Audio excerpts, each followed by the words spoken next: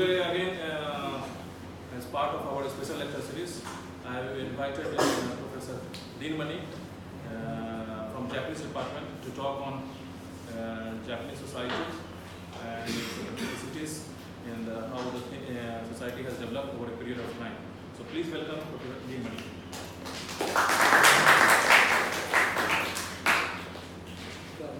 As the title of the presentation is Culture, Character and Mechanism of Japan. So I would like to start with just one simple question: that what comes to your mind when you hear the word Japan? Technology, anime, land of rising sun,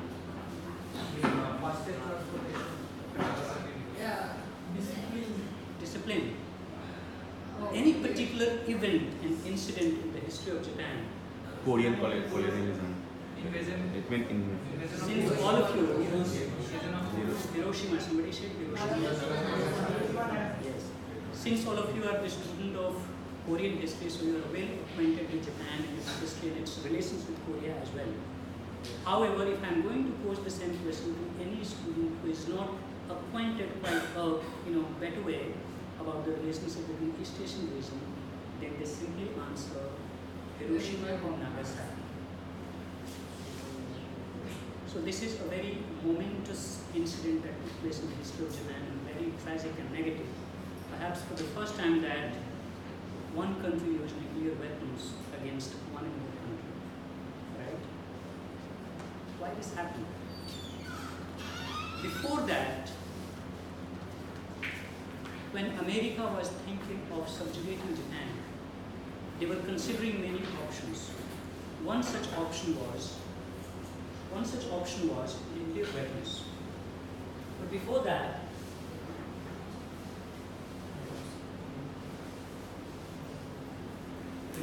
a number of options were considered. One such option was to send the troops of the Allied forces on Japanese islands and capture the whole country together. But their experience of fighting the Japanese people taught them a particular lesson that these people cannot be subjugated so easily. And army of Japan was never ready to surrender. They were fighting always to the bitter end, either killing or dying in the process. So how to deal with such an enemy? If we are going to use the nuclear weapon on Japan, would one nuclear weapon or a few nuclear weapons should be sufficient? Or are we going to destroy the whole nation? It is going by the attitude of the army personnel of Japanese. This land knows no surrender. How to go about that? Why US is such a great power, we also get a particular glimpse of it. They established a committee headed by Ruth Benedict, an anthropologist, and they sent her that study Japanese psyche and give us the input how we should deal with such an adversary. She went and studied Japan and the psyche of Japan and the mind of Japan, and on that basis she came up with conclusion which appeared in the form of a book. That book became so famous, the name of that book is Chrysanthemum and the Sword. Chrysanthemum is a flower, as we all know, and it is also a symbol of imperial house of Japan. And sword, as we all know, that it is the soul of Japan, soul of samurai. Now, why this study is so important? In that study, she found that Japanese people are paradoxical in nature. They are so polite and yet so insolent. They are so rigid and yet so adaptable to change. So submissive and yet so unruly. So loyal and yet so capable of treachery. So disciplined and yet occasionally insubordinate. So ready to die by the sword and yet so concerned with the beauty of chrysanthemum and sakura. Why this split is there in the psyche? Why Japanese people live in duality? And if we are to understand Japanese today, why Japan went on to become such a great country, despite having tremendous blocks, hindrances, and constraints, we need to understand the psyche of Japan. Yes. Well, I believe that in order to understand the psyche of Japan, we have to understand at least 3 and 4 things. The one is Shinto, one is Buddhism, one is Bushido and its variants, and then modern developments which came from the West. The first such thing is Shinto. Shinto is the indigenous religion of Japan, as we all know. Have you heard of Shinto? Yes. What is it? Literally, Shin is the kanji. The meaning of God. Shin is God. and To is Tao, Do. Tho is two. Not to here. All. Tao, you know Tao? All. Tao is the way. Yeah, hill ka, road ka, yeah. Exactly, Michi, road. That's correct. So it is the way of the gods. It has these elements. The most important aspect, in those times, Japanese people lived with nature. They had no idea of good and bad, right and wrong. So these dualities were not present in Japanese society then. They had the idea of purity and pollution. You know, just remember in the primitive times when people had not developed morality and ethics of that elevated order, so they would simply believe this is pure, this is impure. Right? If somebody dies in a certain place, they will simply vacate that place. The blood was absolutely prohibited from all places. Right? They started worshipping all aspects of the nature. Like polytheism coming on. All aspects of nature in those times, when somebody is afraid of something, natural forces, rain is not coming, harvests are not, being done. So what to do? Somehow they believe that there is some God living up there and they are not providing us with the rain. So they start worshipping that aspect of the nature. And so on and so forth. They also started worshipping the rivers, the rivulets, mountains, all aspects of the nature were worshipped. From here, the concept of polytheism emerges in Japan in those primitive times. Poly means many, theos means God. So when you bring these two terms together, it becomes polytheism. That is, every aspect of the nature worshipped, even small creatures like foxes, serpents, everything, all animals as well, human beings. If ancestors after death, they were also considered kami. Mountains, for example, the most important mountain, the symbol of Japan, Fujiyama. This is also a kami for them, a god for them. Right? Next is, in Shinto we don't have any philosophy as such. No books, no scriptures, no commandments, how to organize your life, how to live your life. It had only certain developed sense of understanding about what is pure, what is impure, and how one should go to the God. So, in those times, people were living directly in communion with the nature. There was no division. Man was very much a part of nature. Nurture aspect was not present in that society. Also, one important aspect was the emperor. In those days, the imperial institution was not that strong. It was struggling to make its place more stronger in Japanese society. However, according to the mythology of Japan, which we call the creation myth, how Japan came into being and how Japan got the reputation of being the divine country. Emperor is the link from the divinity. Japan started from Amaterasu, the sun goddess, and emperor is considered to be the direct descendant of Amaterasu. Now this provides a kind of legitimacy to the emperor that he is the living god. In Japanese there is a term that we use, Arahitorani. The living god, the god has taken the form of human being. So from here the emperor becomes inviolable. Every order of the emperor has to be followed in spirit and letter both. Nobody is there to say that emperor can be wrong at any place. Emperor is infallible, inviolable. This is also coming from Shinto. One more aspect of the emperor is he is also the chief priest of Shinto religion. There is a place in Japan called Ise, and there is a very famous shrine there, shrine we call Jinja. There are two kinds of worship places in Japan. One we call shrine, the other we call temple. Right? Shrine is related to Shinto, and temple is related to Buddhism. That you will see in the Buddhism.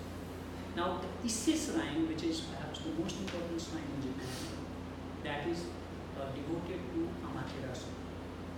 And the chief priest of that shrine is the emperor himself. He goes once in a year to pay the tribute to the sun goddess Amaterasu.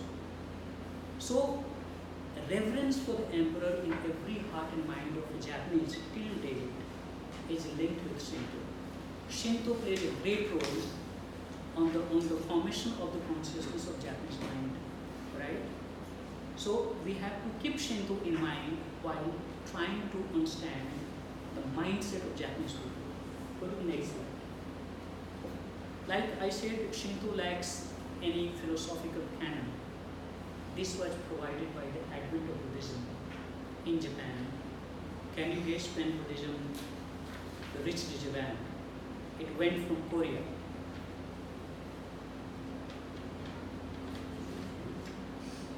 Korea was divided in 4 provinces in those times. One such province was Aceh.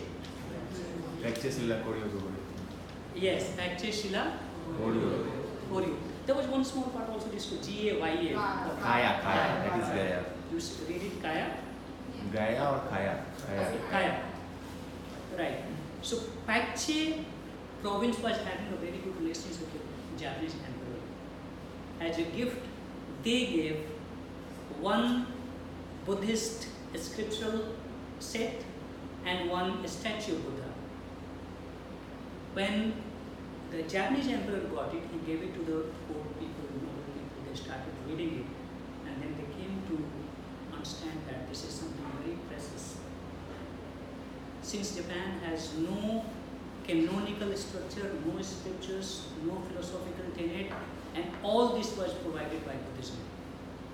However, since Shinto was so deeply entrenched in Japanese society, some people reacted very negatively and bitterly against the adoption of Buddhism in Japan. There were 3 families. One was Soga, one was Mononobe, one was Kamatari. Mononobe and Kamatari family came together in opposition to Buddhism. However, Soga family, which was a very strong family, it supported Buddhism. And in the passage of time, Soga family prevailed. And one particular person, his name was Shotoku Taishi, in Japan they consider Shotoku Taishi as the incarnation of Buddha. He established Buddhism in the soil of Japan. Right? He also gave the first constitution for Japan because there were only 17 articles in that constitution. So it is not the constitution the way we understand the constitution. But it provided moral injunctions to the people how to live life. And that was inspired primarily by Buddhism and also certain aspects of Confucianism, which also went from China to Japan.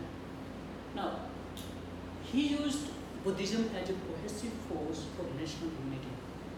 There was not one thing which provided all the Japanese people a cohesive force to come together on one ground. That we are all Japanese, can be together, we can identify with each other. That was provided by Buddhism. And it was a visionary like Shotoku Taishi who assumed that Buddhism is going to play a big part in coming days of Japan.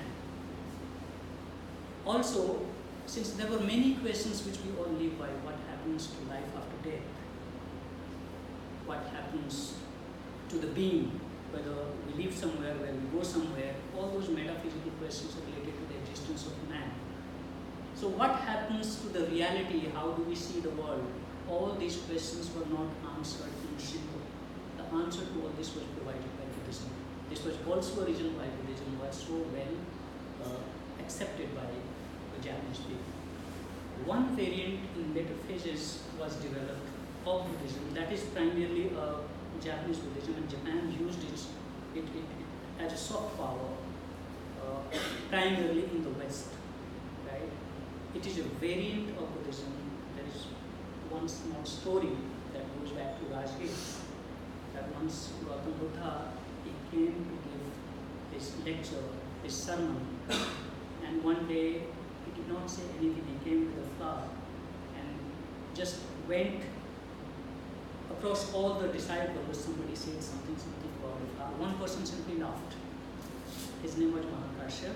He gave that flower to Mahakashyap, something transpired between Buddha and him, which we call the transmission of truth without words.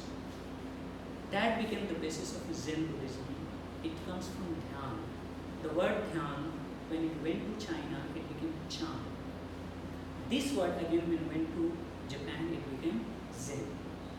Now, later on, the direct perception of reality without intervention of any external agent. You don't have to go to the priest, you don't need to read books. You can directly perceive the reality without consulting any other authority. That is the basis of Zen. And many books were written, and finally the influence of Zen was so much there on Japanese society. Many, like calligraphy, flower arrangement, which we call Ikebana, have you heard the term? Ikebana, it is very famous. Tea ceremony. You know, tea making can be just, we take it on a daily basis. But nobody thought that drinking tea, making tea can also be turned into a ceremony. This was the contribution of Japan to the world. And why? This is also in relation to India. There was a great saint, his name was Bodhidharma. Have you heard the name? What? Has he got any relationship with Korea? Bodhidharma? Exactly, martial art. When he went to China, he was not given entry into the most important temple. And in anger, he sat right across the gate, facing the wall, kept sitting, meditating for 12 years. And then those people came and took him inside. This is one story. While meditating, sometimes he fell asleep and became very angry in the process. And he picked his eyelids and threw it. Where he threw the eyelids, from there a grass came. That grass, Bodhidharma used to give to other disciples, the soup of that grass, when they fell asleep or felt like sleeping. It had a different kind of impact on all the disciples. The sleep would simply disappear. That is tea. That's the beginning of tea. The same plant which we use, that was the tea. It is also related to Bodhidharma. In Japan, Bodhidharma is termed as Daruma. There is a doll called Daruma. It has no legs and hands. Right? Because while he was sitting and meditating, his hands and legs became almost ineffective. That is why in Dharma they don't show the legs and hands. But that is related to Bodhidharma. Bodhidharma was a Buddhist saint from Kanchipuram, Tamil Nadu. Right? And he was a prince. He went to China for studying Buddhism and went and became the first patriarch of Zen. Right? Next. Now, another influence that came to Japan from China was Confucianism. We did two so far. One was Shinto, the other Buddhism. The third is Confucianism. Confucianism did not provide any spiritual teaching to Japanese society. It did not contribute in framing the makeup of the spiritual mindset of Japanese people. Rather, it provided the political and social order conditions for Japanese people and society. How the society should be arranged, or how should the political setup should be, and what kind of order should prevail in society. That was provided by Confucianism. And emphasis on social political order, as we see that. He said that if the order will be there, everything will follow. Justification of hierarchy. One of the contributions of Confucianism was the clarity of relationship. He emphasized on 5 types of relations. One is the lord and vassal. 3 are in the family: father and son, husband and wife, elder brother and younger brother. 4, one is friend and friend. He is saying that relationships are only 5 and the hierarchy is clearly defined between them. Elder brother, if he is saying something, the younger brother has to follow. If the lord is saying something, the vassal has to follow. So this hierarchical relationship is absolutely entrenched and clear. We don't have to have any confusion, no question of debating, discussion. It's not a democratic setup where you can come up with some, dissenting ideas and views. Once something is said from the higher order, the lower order will simply follow it. This is absolutely hierarchical relationship. Now, Taigi Megun, when you are going to use the same thing in society, that becomes Taigi Megun. The translation in English of this term, this is a Japanese term, would be the supreme order. Supreme order is you should know your position in the society clearly, and you have to follow the norm of the society accordingly. No ifs, no buts, there is no other way of conducting yourself. Know your position, know your name, know your status, act accordingly, as simple as that. In medieval period, Japan had 4 distinct classes. We call it Shino Kosho in Japanese. First is Shi, that class is the class of warriors. The warriors became most prominent class since Kamakura period, that is 1192 onwards. And they remained powerful till the Meiji Restoration happened. It happened in 1869. Anybody else?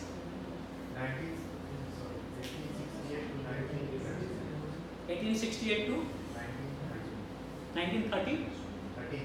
13. Anybody else? That's quite close. 1868 to 1912. Right? But I think we have read it somewhere. So, from Kamakura period 1192 to 1868, this period was dominated by the samurai, that is the warrior class of Japan.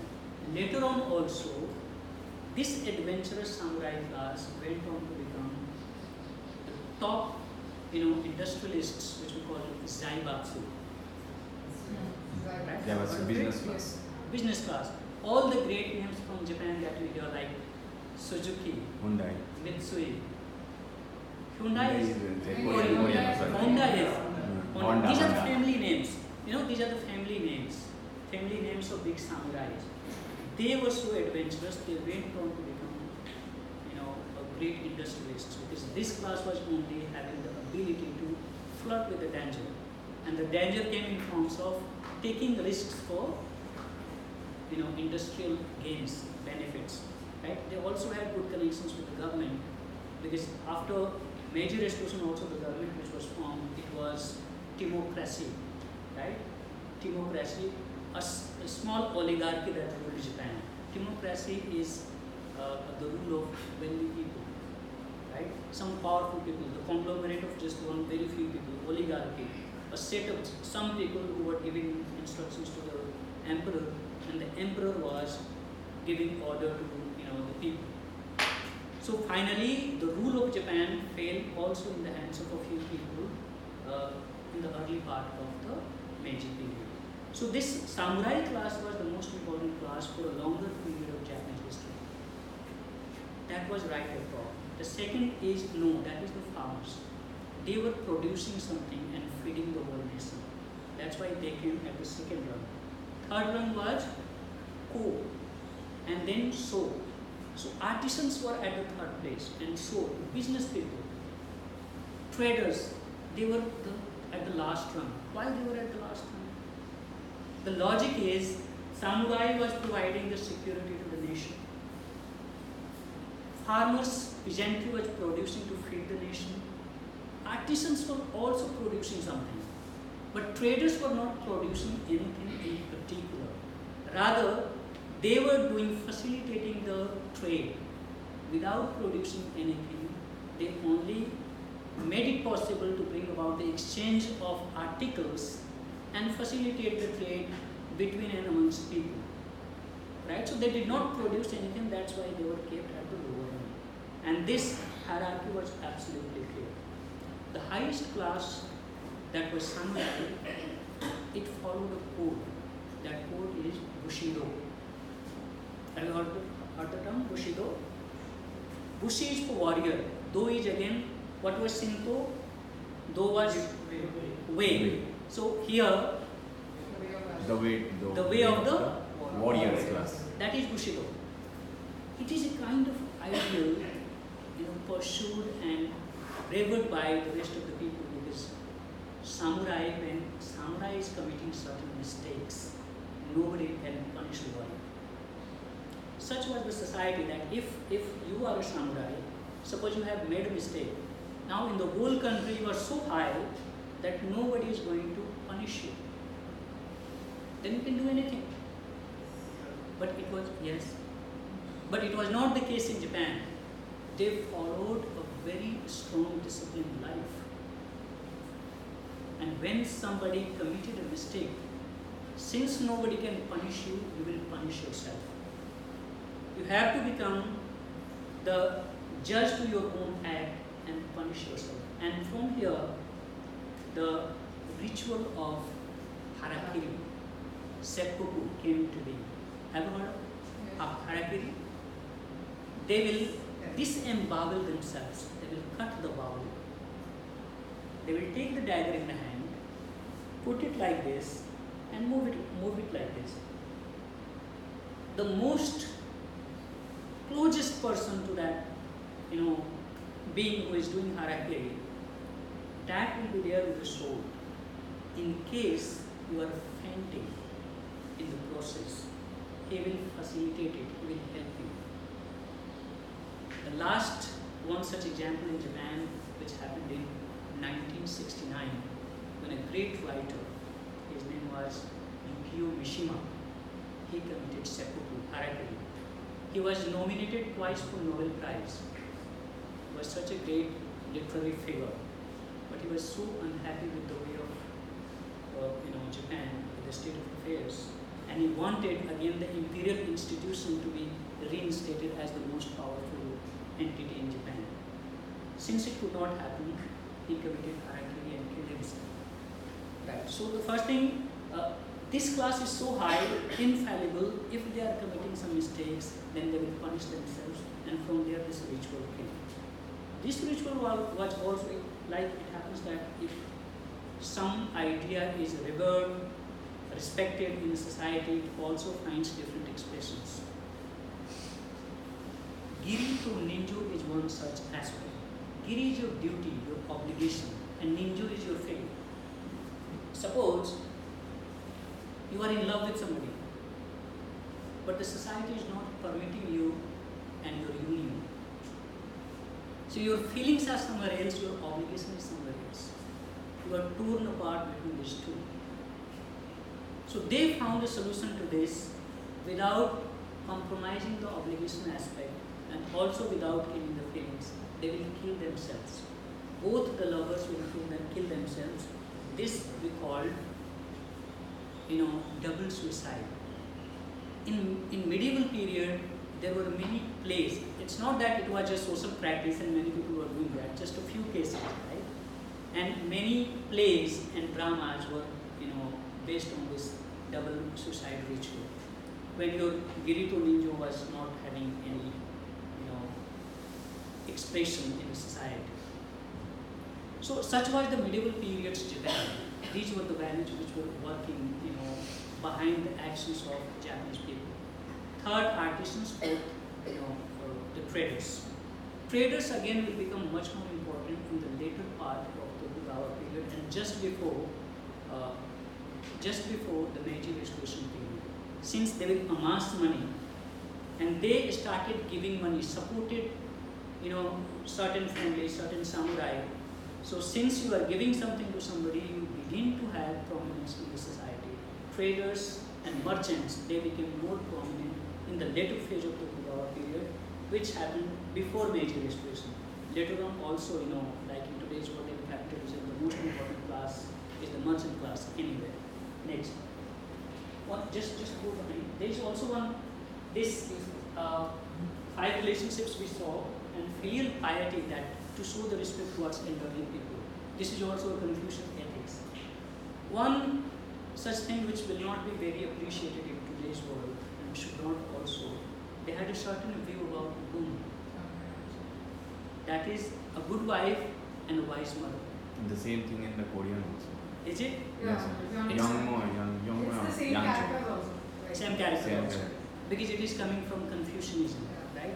The major role of women is when she is a mother, she has to become a good mother. When she is wife, she has to become a good wife. In Meiji Restoration, this thing became much more prominent. Why? Because when the Western influences came during Meiji period in Japan, it also brought a wave of freedom, justice, liberty, fraternity, equanimity. So people wanted to have that kind of freedom which was enjoyed by the women in the West. But Japan only wanted certain qualities to be imported from the West. They did not want these Western values to be adopted in Japanese society. So they started, teaching the women, or rather emphasizing on this Confucian tenet that the role of women should be like this. She should be a good mother and a wise. She should be a good wife and a wise mother. She should not think of enjoying the kind of freedom which was enjoyed in the Western nations. Right? So that is how they misappropriated the values during Meiji Restoration. However, it did not last. And women, they started enjoying the freedom as much as men. And it became also constitutionally recognized after 1945. And today you can see, if you go to Tokyo or any urban centers of Japan, you will see that women are more enjoying freedom than men. Right? And one reason why the Japanese family is crumbling is this, that no women is, or majority of women in urban centers are not ready to marry. They are living a free life, and marriage brings a certain kind of responsibility. Family brings a certain kind of responsibility which they are not ready to take, because that infringes upon their freedom. This is one reason that they provide. Next is the Code of Samurai. Yes, philosophy of Sakura. What is Sakura? Cherry blossom. Cherry blossom. Is it the same word in Korean? No, Cherry we blossom? don't. No. What is it? Tampo. Tampo. Tampo. I see. Hanso Okay. is not for cherry blossom. That is for. That is just like autumn ke falling leaves. Leaves falling for that. I see. So in Japan, cherry blossom is called Sakura, and there is a philosophy around it. What is the feature of Sakura? Have you seen cherry blossom? Yes. If you go to the first slide, right in the beginning, that's Sakura in bloom. It stays in bloom only for a week, or maybe less. But when it is a bloom, when it is in bloom, it is so beautiful. You have to go there and see to it. Now the philosophy is, life of human beings are just like that. It is in bloom only for a certain days, and then it is finished. So while it is in bloom, one should not be very proud of it, very aggressive about it. One should not feel that you are someone important since you have achieved something in your life. It is just like Sakura. It was also compared quite closely with the samurai, because generally they were engaged in warfare. Primarily the young people. When they are going for the war, young people, beautiful, handsome men, there is no guarantee that they will come back. So their life is also compared to the life of Sakura, that you are here only for a few days. There is no guarantee, life is perishable. When you are going to the battlefield, there is no possibility of you coming back. If you are coming, that's your luck. This outlook was also developed by Zen, which came from Buddhism. It has got two aspects. One is moral, one is philosophical. Moral aspect is, once the course in life is decided, then there is no point looking back. There is no possibility of looking back. If the danger is there, you decided whether you want to take that course or not right in the beginning. But once the course has been decided, then it doesn't matter what lies ahead, you have to go. That unflinching clarity of mind, that once the course decided, the army will move. Right? Second, which is philosophical. It came also from Buddhism and later on from Zen, that life should not be taken very seriously. It is fleeting, transient, passing. So don't believe that it is going to stay forever. So that possessiveness about one's own life should not be there. So a kind of differentiation from being was established through this philosophical notion. But if my life is not important, if I can be indifferent towards my own life, then there is a possibility that I can become indifferent towards the life of the other. Isn't it? If my life doesn't matter, if I am so absolutely indifferent about my own life, then I can be indifferent towards the life of the other side of the coin. And this wrong happened in Japan. Misinterpretation of this philosophical tenet. And if my life is, if I am indifferent to my own life, I have become indifferent to the life of the other also. This turned the samurai of Japan into a fierce killing machine. When they are going to war, they are simply cruel. They are not going to give any consideration to the adversary because they are not concerned with their own lives and the life of the other as well. So that is why samurai in Japan is a rare warrior. How many of you have seen that movie, The Last Samurai?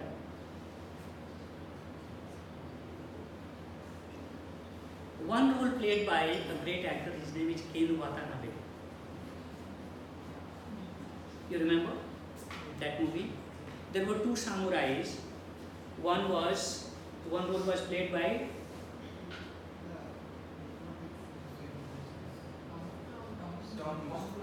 Tom Cruise, the other by Ken Watanabe, the very intense actor, right? If you remember. That role of samurai was the last samurai who died in the battle of Satsuma Rebellion in 1877 during Meiji Restoration. He was a loyal warrior to the emperor, but somehow, since the interest of warriors were not taken care of, they rebelled. And he created a state within the state, and then the imperial army went and punished him. He fought and got defeated, and then he committed harakiri. That's the story in that movie, and we have seen it also. Right, so samurai, philosophically and morally, they are so unflinching and they are indifferent towards life. So they can take any kind of risk. When this idea will translate itself into business class, the Japanese people, Japanese industrialists who are quite capable of taking all sorts of risks. And this is well in the logic of capitalism, that unless you are taking the risk, you won't have many hefty gains.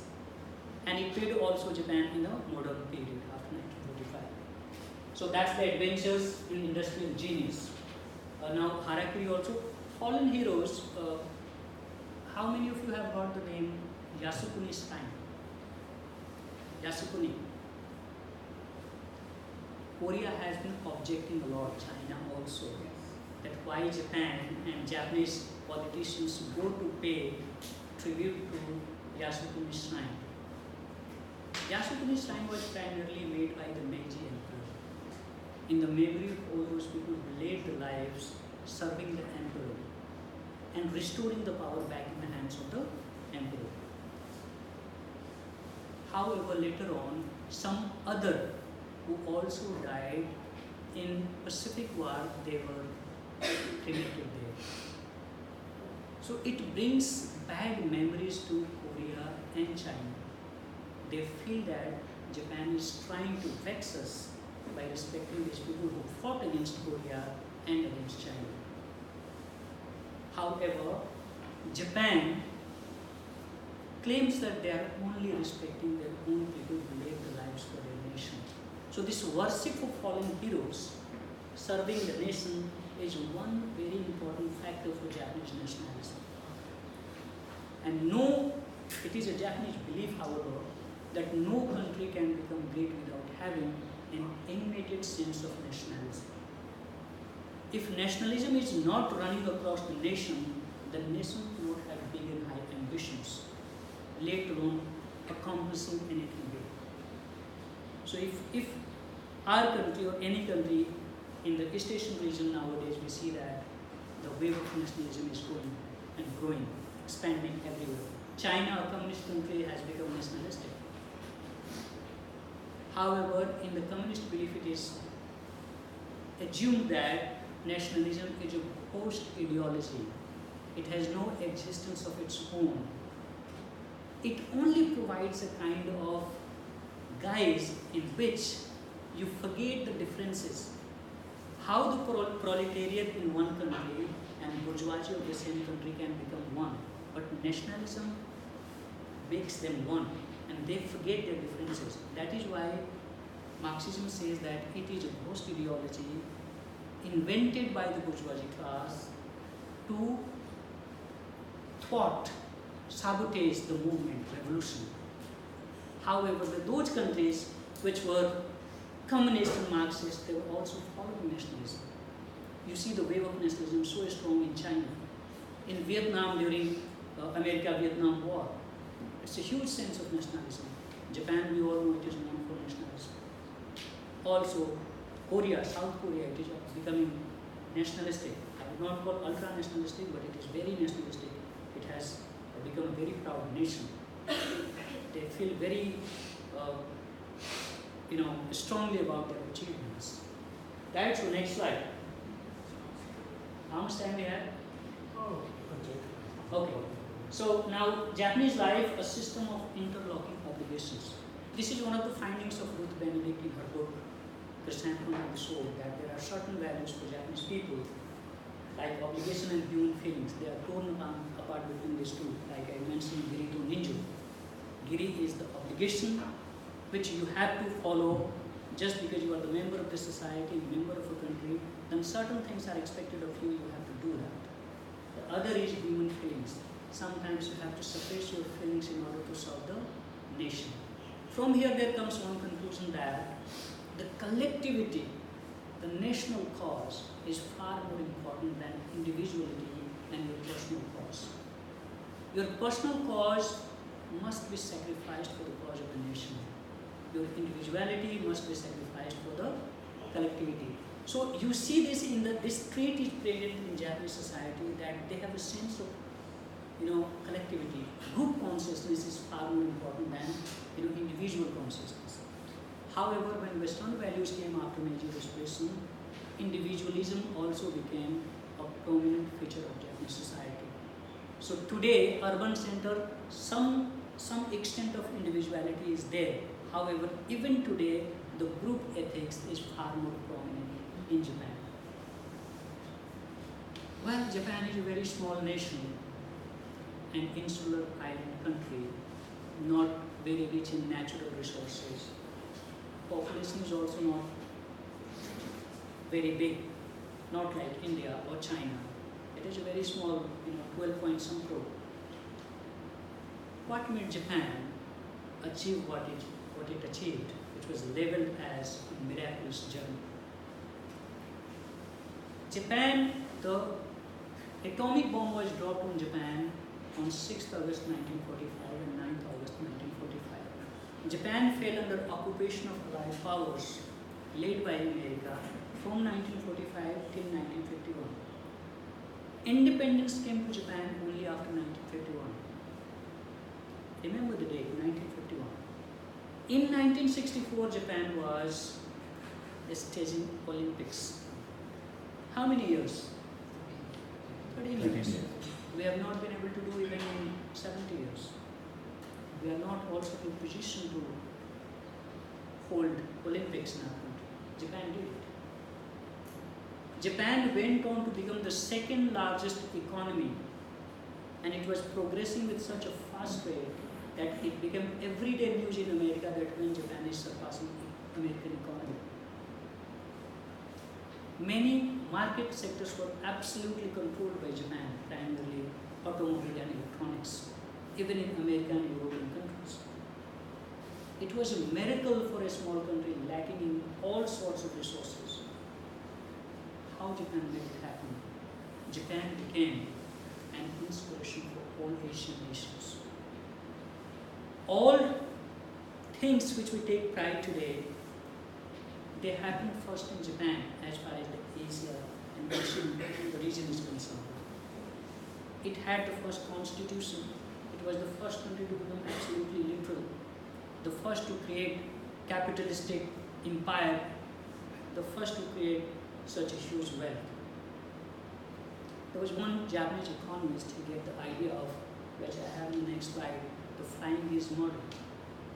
He said the rest of the Asian nations also will become economically rich after Japan, because they will follow the suit of Japan. However, it was not possible. Many Asian countries are still struggling with abject poverty. Why it did not happen? Culture, the ethos, and the discipline and training that were provided to Japanese people during Meiji Restoration. Culture Matters, there is a book called Culture Matters, read it. It was edited by Samuel Huntington, a very famous writer. His book is The Clash of Civilizations. Have you heard the name? Right. So, he says that culture matters, even in economic matters. And he has given the example of Korea and two African nations, that they became independent simultaneously, and they were also supported by Western nations in a similar fashion. But those African nations are still there, what they were in the beginning. And Korea, primarily South Korea, of course, when we say Korea, we mean South Korea, it has reached a level. Why this happened? The answer is culture. Work ethics, discipline, training. Not to army or to some people, but to the whole populace. If the government is asking something, people are abiding by that. Certain rules, they are following, they are not unruly people. In Japan, the training that was provided by the government agencies during Meiji period, it played a great role. And nationalistic Japanese people, they were working so hard. It was a matter of pride to say that I did not go home for the last 70 hours. Then somebody will say that I did not go home for the last 80 hours. They had all the facility at the workplace. They're resting and working, and producing for the nation. So this idea that they are contributing in the rise of the nation was always working behind the mind of every Japanese level. And that's why they have made it possible, the miracle that happened. However, as is the case so often, this miracle came to an end in 1990. 1990 is one of the most important dates in the recent history.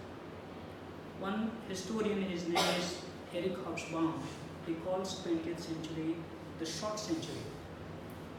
He says that the century begins in 1919 when the First World War began, and it came to an end in 1990 with the end of Cold War.